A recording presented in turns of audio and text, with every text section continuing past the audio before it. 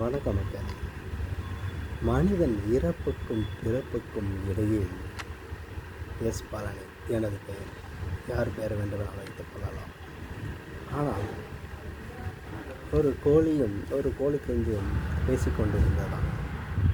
குஞ்சு தாய் கோழியிடம் கேட்டதான், என்னம்மா நமக்கு எல்லாருக்குமே கோழின்னு வச்சுட்டாங்களே, அது ஒரு மாதிரியா இருக்குது. ஏம்மா கவலைப்படுத?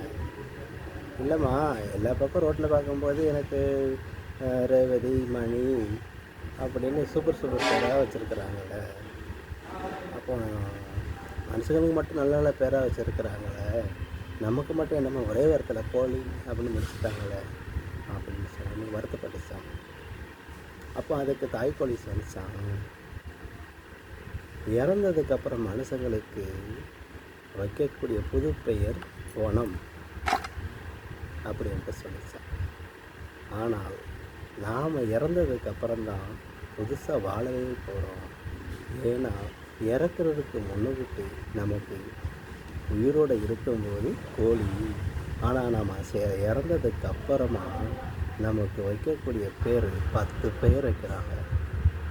கோழி குழம்பு, எலும்பு கோழி, chicken 65, boneless, grill chicken, tandoori chicken, இப்படி எக்ஸ்ட்ரா கோழிக்கு நிறைய பேர் வைக்கிறாங்க இல்லையா. அதுதான் நமக்கு பெருமை. நாம் இறந்ததுக்கு அப்புறமும் வாழ்ந்துக்கிட்டு தான் இருக்கோம். அதனால் சந்தோஷமாக கவலைப்படாத என்று சொல்லிச்சார்.